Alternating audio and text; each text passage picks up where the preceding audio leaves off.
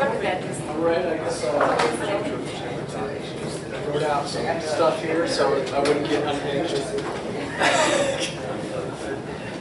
So I'll go ahead and get started. It's my pleasure to introduce James Worthington. Jamie is Jamie. He's a totally unique guy, and I really respect him a lot for being true to himself and true to other people. He's a free spirit. He goes to Burning Man every year. He's an intensely curious guy. I think he's the most curious student I've ever had, where he just gets interested in something and he just goes into this problem. So deep I have to get pulled out of that hole. He'd be over here. And he has his own unique writing style, which is actually really refreshing. It's totally opposite of mine, so I attempt to edit it. But his writing is really probably like he plays music. No one else writes like him. Jamie really had a wild journey on his dissertation. Okay, he spent, was it 3 field seasons or 4? Three field seasons in Tajikistan. Okay, the first, we just sent him out there entirely on his own, by himself. He was supposed to meet up with this big German group, but they failed because, you know, there's something little going on at the Afghan border. But he still went by himself, and he couldn't go to the premiere because of the little thing going on at the border.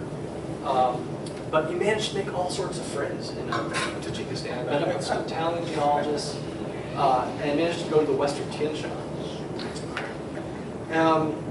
Well, he comes back from the Tian Shan, and he's like obsessively collecting data. He's collecting data like crazy. I mean, so much data, we had to tell him to stop. But James, stop, cut it out. We have enough data. And we were also running out of money. Well, anyhow, this research is now accepted in tectonics, and it's pretty much a dissertation in itself. And to give you an idea, the page charges were $7,000. Okay, that's what you get for publishing thorough, in-depth data quality papers nowadays.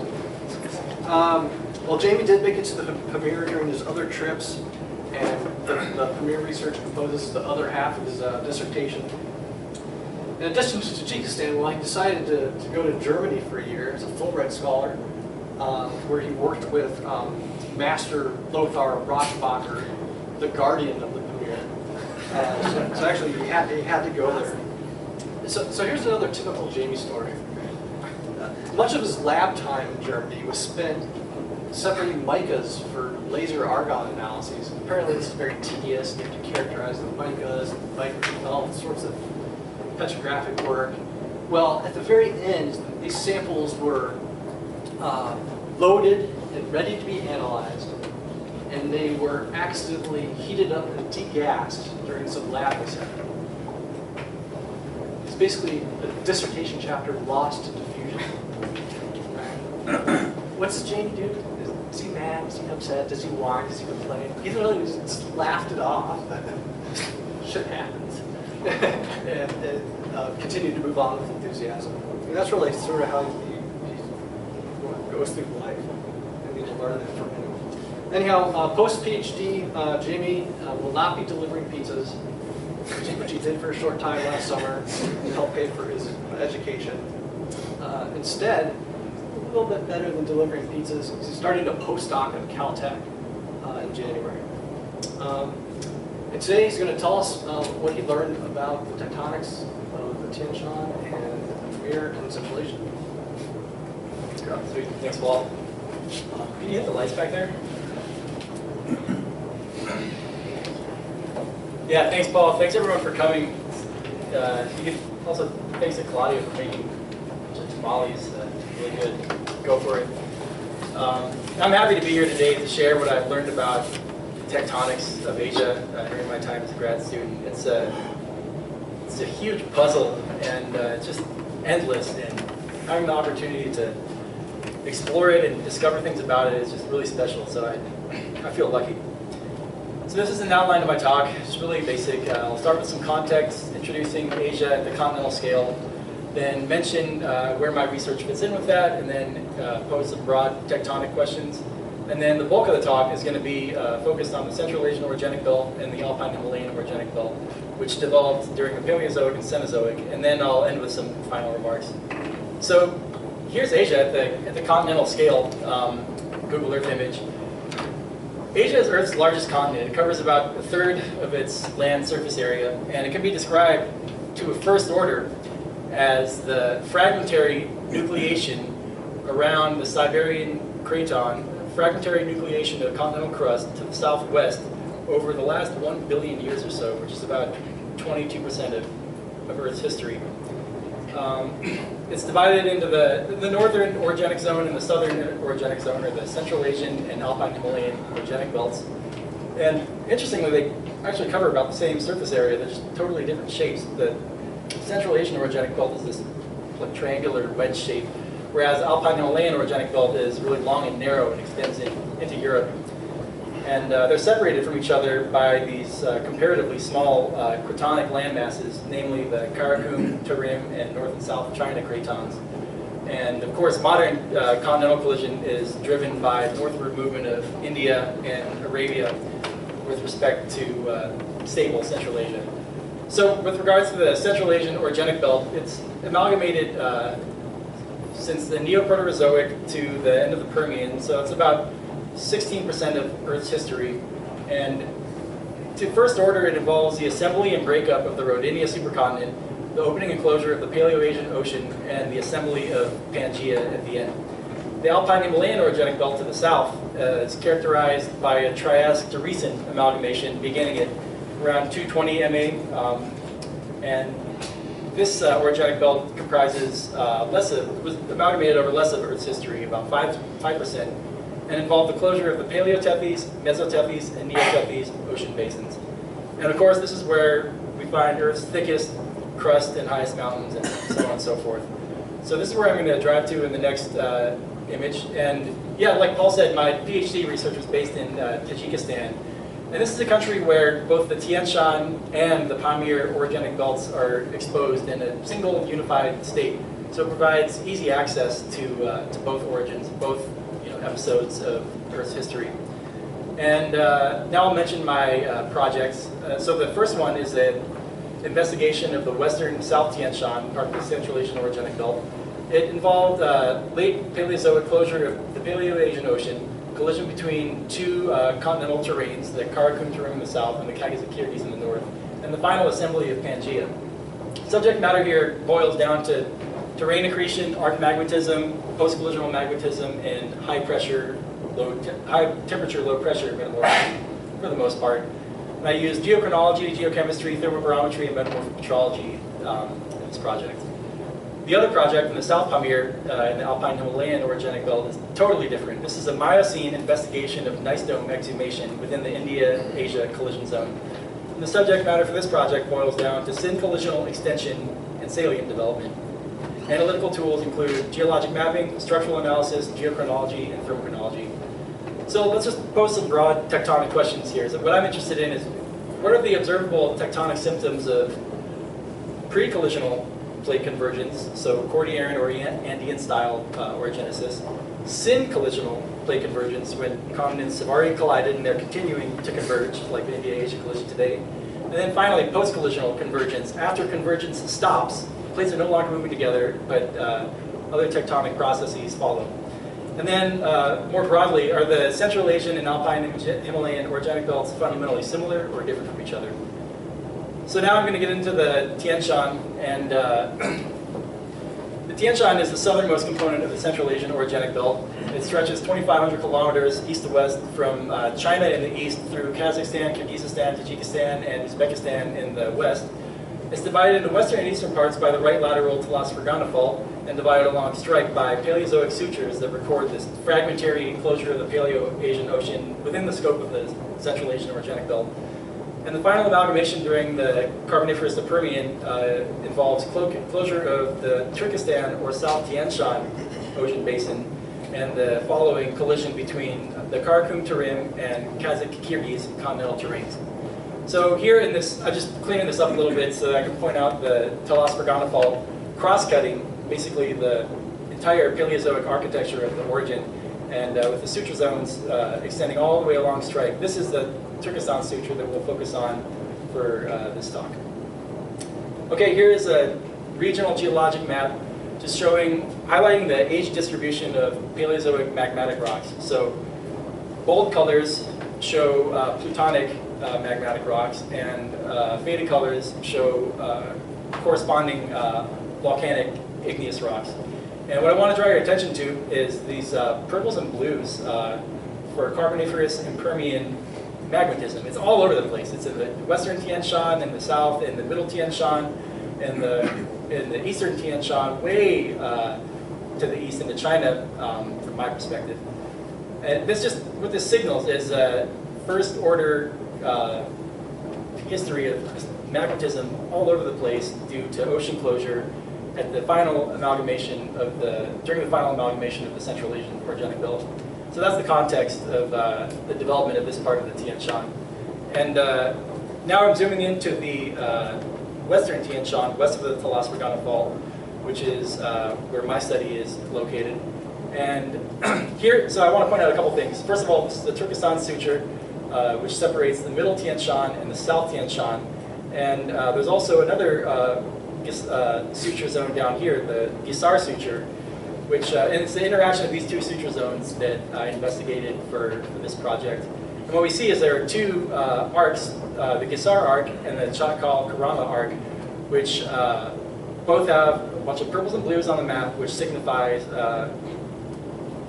late Paleozoic arc magmatism coevally and across this suture zone for two separate arcs.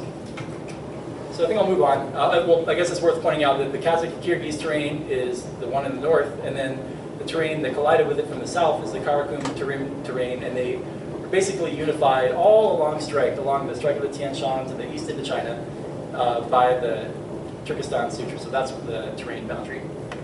Okay, and then this is where my study was based within that part of the Tian Shan.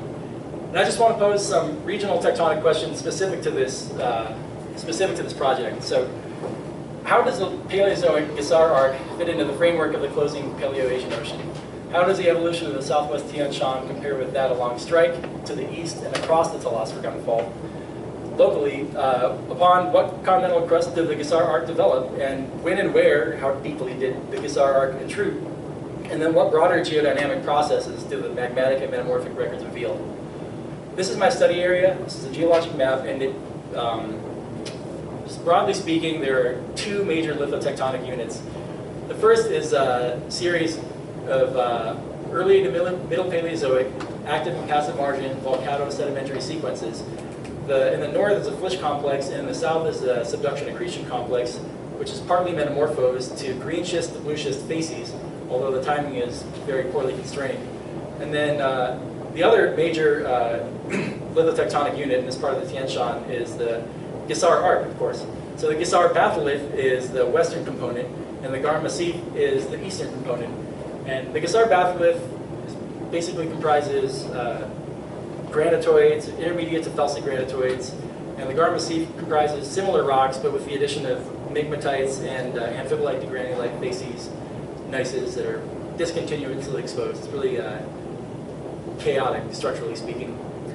And yeah, so this was metamorphosed to amphibolite to granulite facies, which is what I focused my research on, rather than the green schist facies bed. So I'll point out where the suture zones are in the study region. The Turkestan suture is cryptic, but it barely crops out in the northern part of the study area. And the Gisar suture zone is really well exposed and just butts up right against the Gisar batholith. Okay, so first question. So what did the Gisar arc develop on? What is the South Tian Shan within the framework of supercontinent cycles and so on and so forth? This map here, don't bother reading all the text. It's just designed to highlight the locations of detrital samples that we dated by detrital zircon geochronology. So the samples include modern river sand samples, Cretaceous sandstones, and metasedimentary rocks at both the green schist facies and amphibolite facies, which I refer to as paragneisses more broadly. So here are the results. This is a probability density plot of all of the compiled detrital zircon age spectra. Time's going forward to the left. And what we see, long story short, is that there's this series of peaks from about 1100 MA to about 550 MA that reflect the assembly and breakup of the Rodinia supercontinent. And they also characterize the southwest Tian Shan as a peri-Gondwanan crustal fragment. And these 600s in particular were interpreted by previous workers, who I agree with, as to reflect to reflect this terrain as a part of the Karakum Craton rather than the terrain across the Turkestan Sutra Zone, which makes sense. So anyway, when and where did the Gesar arc intrude? What depth and over what time frame? This map is just showing granitoid samples from my study and from a couple other previous studies. And you can see that they're distributed a lot more in the Gesar batholith and also across the Gar Massif. So firstly, we dated the granitoids using igneous uranium lead zircon geochronology. And here's a probability density plot showing the compiled results from my study and a couple other recent studies. And basically there's three phases here. The early phase from about 323 to 306 MA reflects Andean-style convergence and magmatism. The second phase, which is apparently the highest flux, is a syn-collisional phase where continental crust is under-thrusting and subducting beneath the Gesar microcontinent. And the third phase is post-collisional magmatism. Basically everything after 290 or 288 MA. I didn't mention this, but post-collisional magmatic rocks outcrop across the Tian Shan at a regional scale, but they're much more distributed and fragmented plutons, just all over the place, as opposed to a linear, high volume batholith like the Gesar batholith is. And they're also commonly silica undersaturated, so there's a lot of alkaline rocks, cyanides, stuff like that. Okay, and then as far as the crystallization pressure estimates, this is a probability density plot showing the results from my study and from a previous study for the Gesar batholith in this PDP and the Gar Massif in this PDP. And what we see is that overall the crystallization pressure estimates for the Gesar batholith were on the order of 10 to 20 kilometers, whereas those for the Gar Massif were deeper overall, around 20 to 35 kilometers. So that defines an eastward increase in paleo depth from the west to the east, which, taken together with the timing and more of the geologic context, just our interpretation is that the Gar Massif represents the lower component of the Gesar arc, so maybe the upper mash zone or the upper arc group. All right, so how about the tectonomagmatic evolution? What were the Gesar arc magmas sourced more from the mantle, more from the crust, did this change over time, so on and so forth? We use zircon, lutetium, hafnium geochemistry to address that question. And on this plot, on the y-axis is zircon epsilon hafnium value. More positive values are associated with juvenile or mantle-derived magmatism, whereas more negative values are associated with more reworking of continental crust and old and/or evolved continental crust.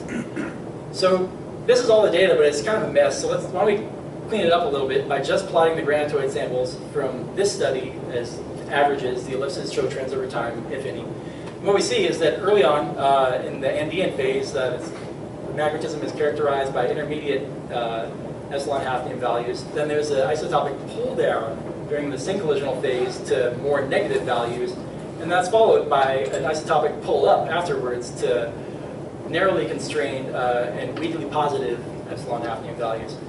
But hey, that's just one study. Well, what did other people do? Well, yeah, this is more rocks from the same arc, and these two other researchers got more or less the same results. So this study in particular by Kastner really fills in the gaps in this isotopic pull down. And of course there's some noise, but so the igneous data from two studies are corroborative. And then I'll add the detrital data from this study, which we have reason to believe these samples did source the Gesar arc and not some other part of the Earth. And they sample more broadly than their igneous counterparts and also broadly corroborate trends in the igneous data. So we can see for this dash ellipse, which is a sandstone sample, it records the isotopic pull down, and these two other samples record the isotopic pull up. And finally, there's also epsilon neodymium data, which is sort of the equivalent to hafnium data. And it shows a positive correlation, which is what we'd expect. So now that we understand this chart a little better, let's just walk through the story. So for the Andean style phase, from 323 to 306 MA, these intermediate values indicate equal magma, subequal magma derivation from the mantle and the crust. During the syncollisional phase, from 304 to 288, we see that these negative epsilon half moon values indicate a stronger input from old and or evolved continental crust, so more continental crustal reworking, consistent with a thickening or evolving arc, possibly from magma addition or retro arc thrusting. It's processes like those. And finally, in the end, from 288 to 272, these consistently positive hafnium values define an isotopic pull-up, which indicates a rapid shift to juvenile, more mantle-derived, and also silica undersaturated magmatism, which is consistent with subarc lithospheric removal. Okay, on to the metamorphic history. So we want to know, there are a lot of metamorphic rocks in this part of Tian Shan, and we want to know what their investigation reveals about the broader geodynamic processes. So the tools we implement here are zircon and monazite uranium-lead geochronology, thermobarometry, and metamorphic petrology real broadly. So this is the same probability density plot that we saw before with magmatism on the top, and with the addition of metamorphism on the bottom. The red PDPs are, the red PDP is a composite of metamorphic zircon data, and then this like dark gold PDP is monazite data from a granulite facies paradise. So yeah, long story short, well, so here's a typical amphibolite facies paradise from the Gar Massif. It's got a lot of amphibole. With thermobarometry, we determined that the metamorphic conditions were upper granulite facies at moderate temperatures and spanned on the order of 310 to 288 MA. So on the bottom here, we see that this is coeval with the single collisional phase of the Gesar arc. And then subsequent to that was a phase of granulite facies peak metamorphism. And this is a thin section image with photomicrograph of a granulite facies paradise. It has spinel and selimonite, which are suggestive of those metamorphic conditions. But most interestingly is this texture with this garnet. So what we have, well, first of all, let me just mention the timing. So the geochronology tells us that the main metamorphic episode was around 288 MA, so late in the history of the arc. And this texture in this rock of garnet resorption and replacement by cordierite indicates late decompression, which is important and also consistent with the rest of the story.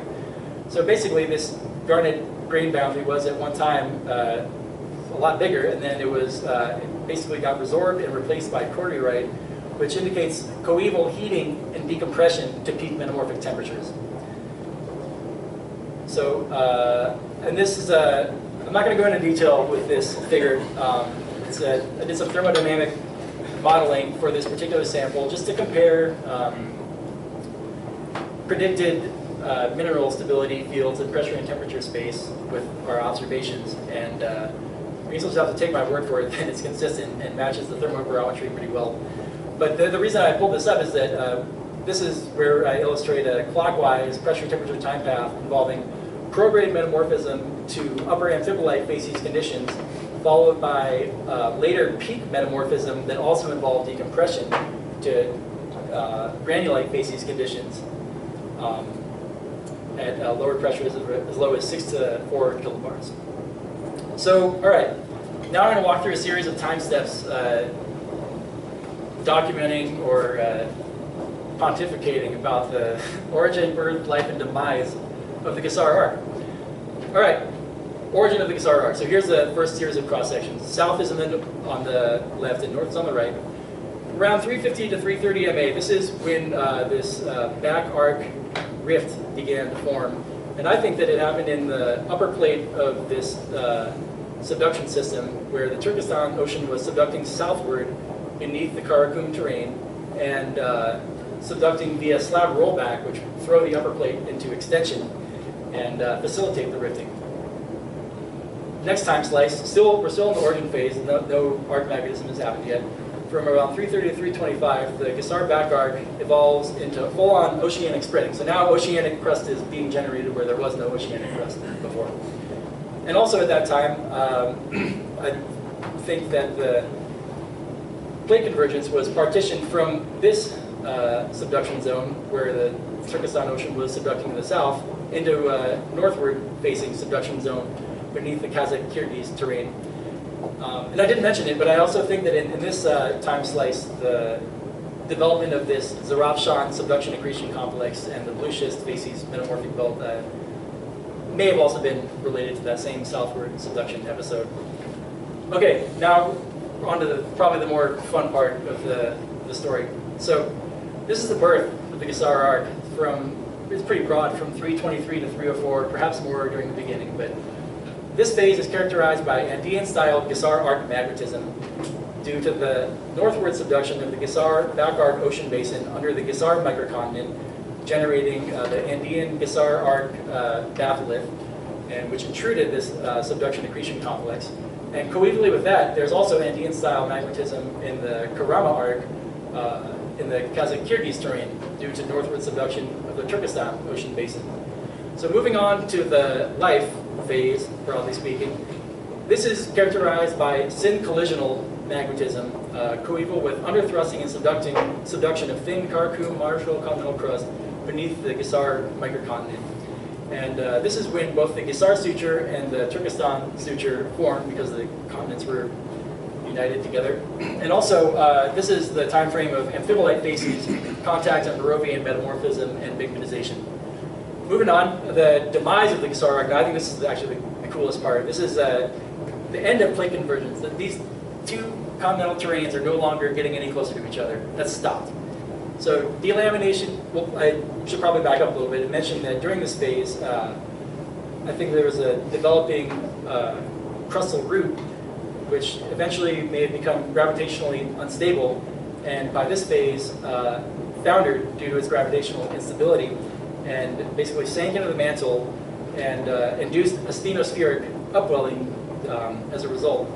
That's consistent with the onset of post-collisional magmatism with really juvenile petrotectonic characteristics, as well as the granulite facies peak temperature metamorphism due to the late decompression to higher temperatures. So that's, in my mind, that's what's most consistent with all the data. So, okay, I'm going to just run through this really quickly. So we know that Tian Shan was a Perigon-Duanan terrain, that the southwestern Tian Shan was a Perigon-Duanan crustal fragment, and the Karakum terrain is what hosted the development of the Gesar arc. And I'm not going to bother going through these two bullet points because I just talked about them in the previous slide. All right, so now we're going to fast forward about 250 million years from the late Paleozoic to the middle Cenozoic. Don't go too fast. So now we're looking at the Alpine Himalayan orogenic belt, specifically in the Pamir. And this study is all about gneiss domes. So let me define them, first of all. Gneiss domes are dome-shaped culminations of higher-grade metamorphic and igneous rocks mantled by lower-grade or non-metamorphosed rocks in general. The Pamir and Tibet systems expose a really diverse suite of gneiss domes with the maximal abundance in the Pamir. And because there's so many of them, there's a quite a variable timing and diversity of mechanisms of burial and exhumation of these domes, which provide an opportunity to investigate syn-collisional lithospheric dynamics. The exhumation mechanisms for gneiss domes boil down primarily to exhumation via extensional shear zones and exhumation via contractional shear zones, with important influences by climate-enhanced erosion, diapirism, and rheology that I won't address in this talk, but I'm happy to talk about it afterwards. So here's just cleaning up this image a little bit. You can see that Pamir gneiss dome system up here is parallel to the curvature of the Pamir salient, and all these gneiss domes in the Himalayan, southern Tibet, northern Himalayan gneiss domes, and those along strike parallel the curvature of this part of the origin. And then we have the two syntaxes right here. I'm not going to get into detail about how those evolved. It's interesting, but there's just not time. So I'll note that in the Pamir, there's this geophysicist that imaged a subducting or delaminating slab of Asian lithosphere and continental crust below Indian continental crust, or Gondwana crust more broadly. And there have been ideas, a lot of ideas about what this represents, whether it's an Asian slab or an Indian slab. I've gone back and forth myself. The community has as well. But the current model is that this is forced delamination of the Asian slab by underthrusting Indian mantle lithosphere, and which I view as pretty different from subduction because it involves different driving forces. So I'll return to that later. So okay, extensional gneisstones are the focus of my talk. So yeah, they typically form in zones of regional extension. Makes sense. Classic example is Cordilleran metamorphic core complexes.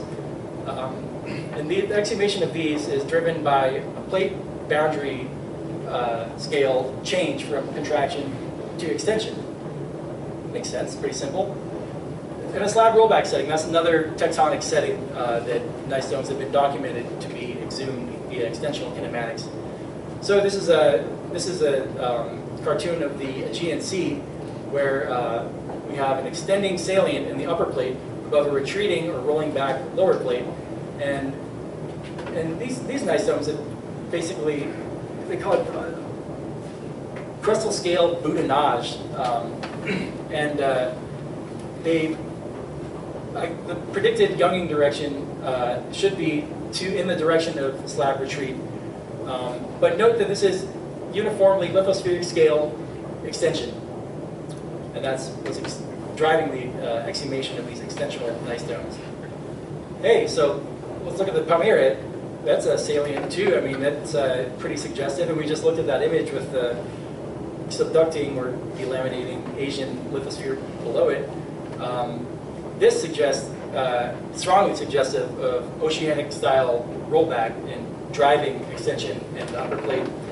And we would predict, based on this model, that the gneisstone exhumation would occur more earlier in the south, where rollback started, and later in the north, where rollback propagated to. So a lot of people have caught on to this. This is a paper by Ed Sobel from a few years ago, and I don't think he was as interested in the gneisstones, but he definitely caught on to the pronounced curvature of the Pamir oricline and the slab underlying it, and it's really natural to link those things together. So that was his model, and then we also got onto this a few years ago. This is a figure from an NSF proposal, and we proposed two end-member models. One was a rollback-driven extension of the gneisstones, and the other end-member hypothesis was extension of the gneisstones related to underthrusting of the Indian continent. And the title of this grant proposal, which was did the Pioneer gneisstones at salient formed by northward underthrusting of India or southward subduction and rollback of Asia? Drink of water. Anybody have any questions? I think I'm doing okay on time. Okay, I'll just move on. So this is a map of the Pamir salient and gneisstone system on a topographic base, and I just want to draw your attention to the gneisstones, which are outlined in red. These are the central Pamir gneisstones, and here's the south Pamir composite gneisstone. And then there's also sort of linked gneisstones in the east Chinese Pamir. And they're all bounded by extensional structures. That's been documented within the last few years pretty thoroughly. And these gneisstones in the north were exhumed mostly by the northern shear zone, so exhumed and extruded southward with the relatively minor shear zones in the south accommodating less of the exhumation. But they're fairly symmetric and they parallel the curvature of the oricline very neatly. Whereas in the south Pamir, there's this asymmetry that totally contrasts with what's going on in the central Pamir. The south Pamir is the Shakdara dome, which was exhumed from way deeper. I'll show you the depth estimates in a minute. But by two oppositely verging shear zones. So here's the south Pamir shear zone, which is atop to the south, normal sense myelinitic shear zone that exhumed the footwall or the Shakhtar Dome to the north. And in the east, the Altucher shear zone, which is atop to the north myelinitic shear zone, exhumed the Altucher Dome to the south. So there's this asymmetry not only in extension directions, but also in depth of the exposed crustal depths, and well, that's the main thing. So now I'll mention exhumation depths. For the central Pamir, it's pretty consistent. There's 25 to 35 kilometers of exhumation via north-south extension. And in the south Pamir, in the Shakhtar Dome, that should actually be between 35 and 55 kilometers of exhumation. It's a pretty big dome, so there's a very wide range of exposed crustal levels that were exhumed by the same structure. And then for the Altucher Dome, there are no current thermobarometric estimates, but 10 to 20 kilometers is actually a reasonable guess based on the rocks that are exposed here. And here's where I'm going to drive and where I'm going to go to in the next image. Oh yeah, but let me just mention that the East Pamir was exhumed largely by east-west extension that cross-cut the Miocene north-south extension of the Pamir gneiss domes. So that's a later exhumational event. And there's some complexity in here with the Mustagata gneiss dome, which is a little bit of both. So here is a topographic map of the South Pamir, so the Shakhtar Altucher gneiss dome complex. This is the Shakhtar Dome in the west and the Altucher Dome in the east, and they're separated by this low-strain graben, which underwent relatively little deformation and is also cooled very slowly. So let me just reiterate that this is the South Pamir shear zone, which bounds the Shakhtar Dome to the south and exhumed it to the north-northwest from about 30 to 55 kilometers at between 1 and 3 kilometers per million years. That's a bulk estimate, and it includes a lot of, the lower exhumation rates probably reflect exhumation in this part of the dome, which I'll address more later.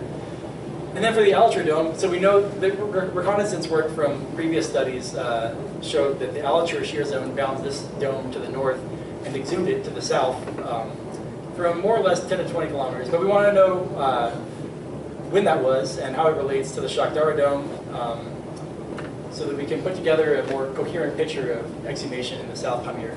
And then for the Turantai graben, this was slowly exhumed at about 0.2 to 0.4 kilometers per million years.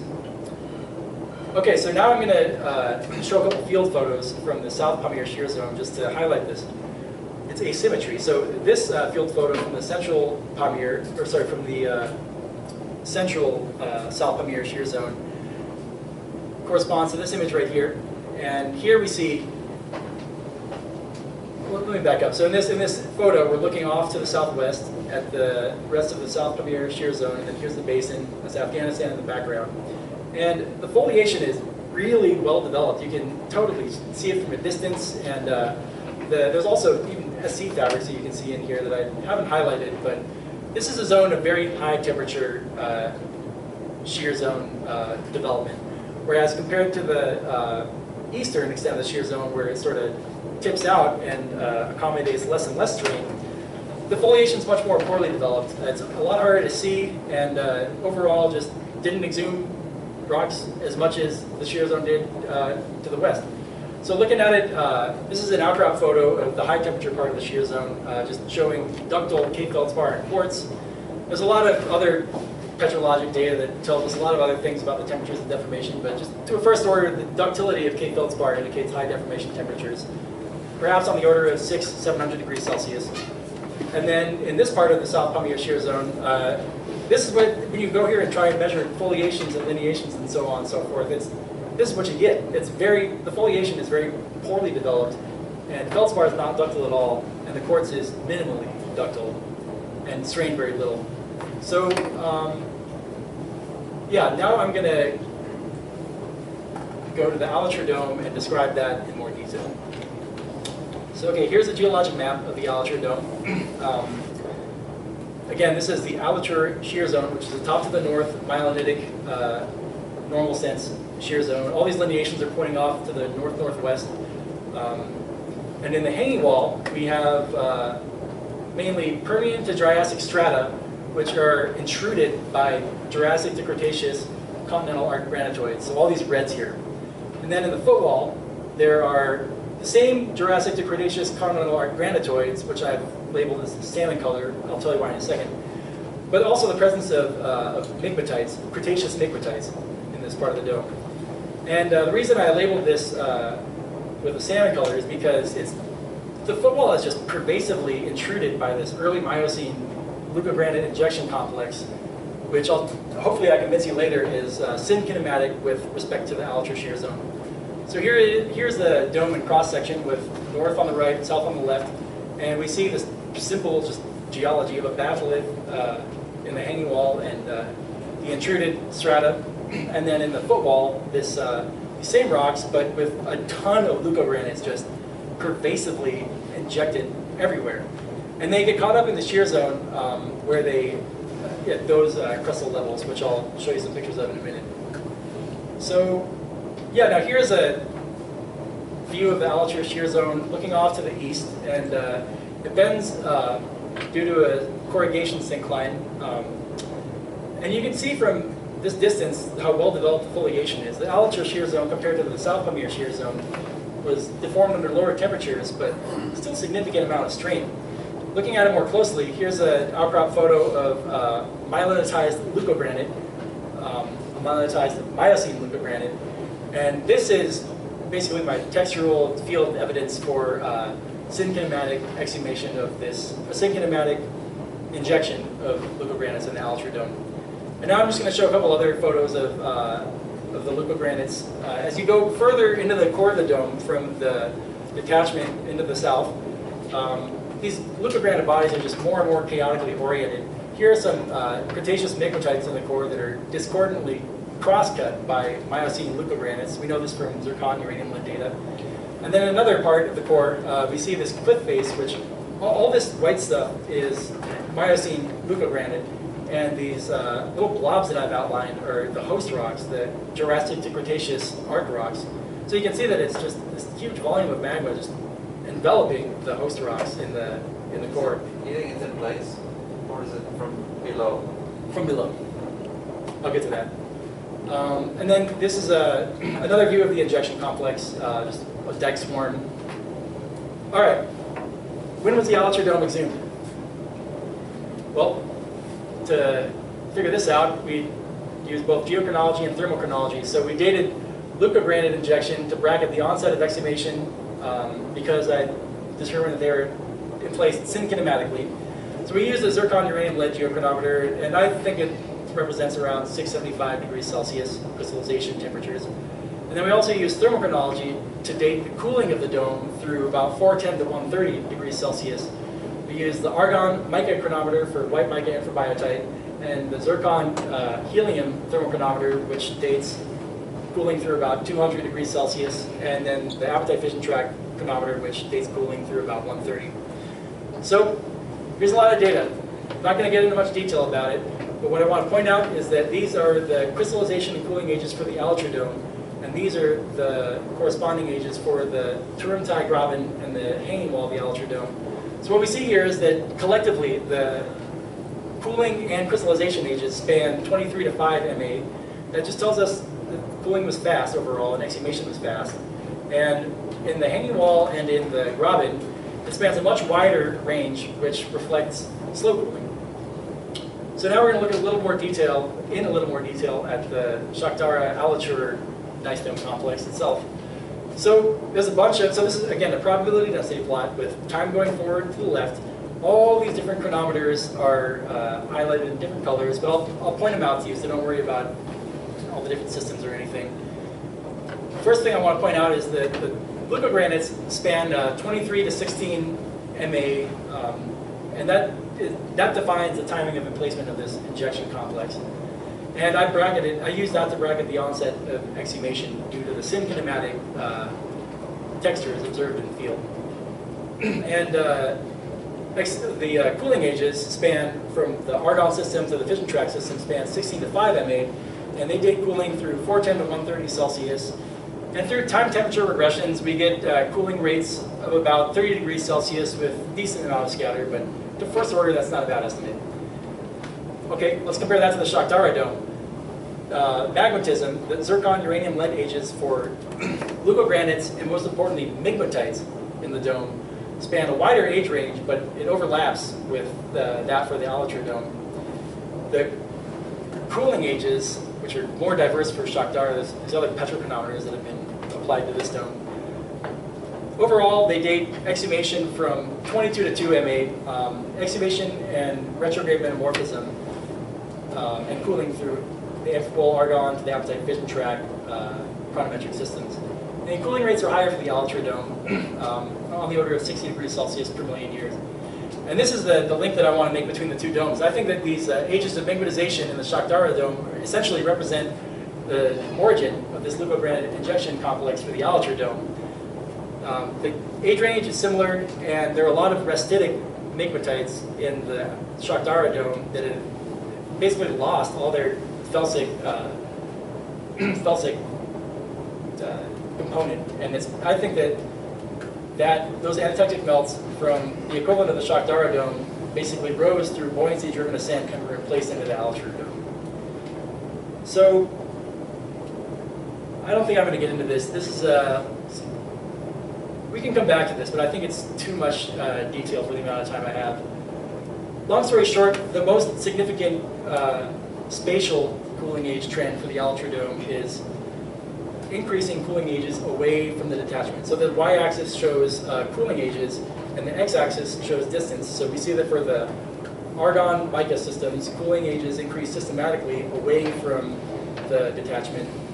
And for apatite, it's a little noisier. And I'm just going to skip through this. You can come back to it later if you want to. And then based on that, I estimated exhumation rates. And that's also a lot of detail that I probably shouldn't get into. But long story short, I used the trends from the regressions of the cooling ages with distance from the detachment, and then I applied those to spatially widespread samples in the footwall of the Alitude dome to correct for lateral variations in cooling ages and isolate them from elevation-related changes. And it's a real mess. It's really tricky to deconvolve these things from each other. But long story short, I did this for the available chronometers, and I fairly consistently landed on a 1 kilometer per million year exhumation rate estimate. So returning to this figure, basically I just added the time frame for exhumation of the Alitude dome and the cooling rate and exhumation rate that I estimated. And I'll also point out now that the Gut geozone, which bounds the northern Shakhdara dome, has a documented early history of top to the north displacement, which is basically the same as that for the Alitude shear zone, and it's been strongly overprinted by dextral kinematics. We don't know when, it's really hard to tell, but this early history that was ascertained from structural data suggests that these two shear zones may have been linked, and I think that's the case. So, okay, too much data. This is the Pamir gneiss dome system, and these are spatio-temporal cooling age trends for the entire gneiss dome system based on bedrock data alone. And I'll do something in a second, but first I want to just point out that this is the central Pamir, this is the south Pamir, and then the east Pamir, or Chinese Pamir, is in the top part of the diagram. So to cut out some of the mess in this figure, let's just compare the argon mica ages to each other for the domes.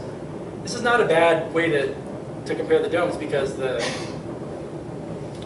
ages are the most precise compared to the other thermochronometers, and there's also the greatest number of ages for all the domes. So it provides the greatest, it's just a really good opportunity to compare cooling of all these domes through around 400 to 300 degrees Celsius. And just sort of assess what trends there are. So what we see is that for the central Pamir domes, they cooled through mica closure between 18 to 13 MA, and that the south Pamir domes cooled a little later. The Alitude dome cooled from 16 to 11, and Shakhdara spanned a longer time frame from around 16 to 5.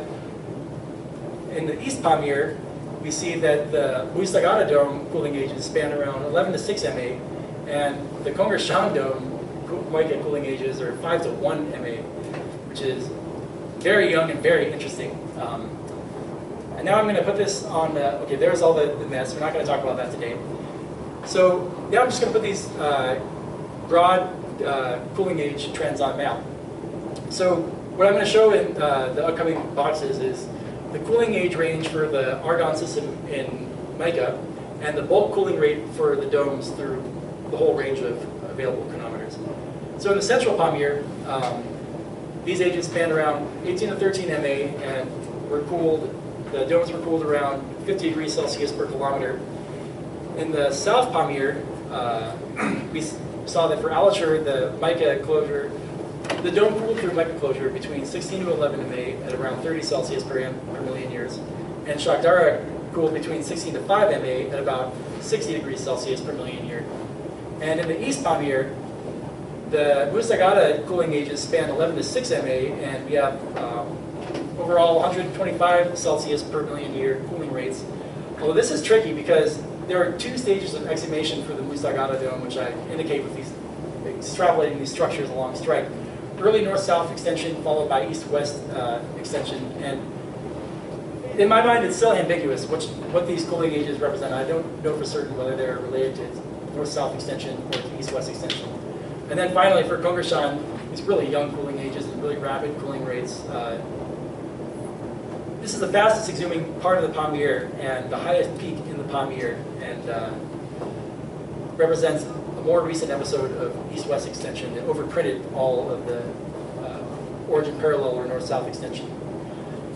Anyway, let's not worry about all the other structures, but I guess what I will point out is just this system of north-south striking normal faults that have been taken to represent lateral extrusion of the Pamir and during its later stages, which is also the same episode that exhumed these Chinese Pamir domes via east-west extension. All right, so back to our original question. Did the Pamir gneiss domes and salient form by northern underthrusting of India or southward subduction and rollback of Asia? How about rollback of India? What I'm going to show now is a geodynamic model proposing that southward rollback of the Indian slab drove gneiss dome exhumation in the Pamir. So here are two time slices, and I'm going to zoom in on them in a second.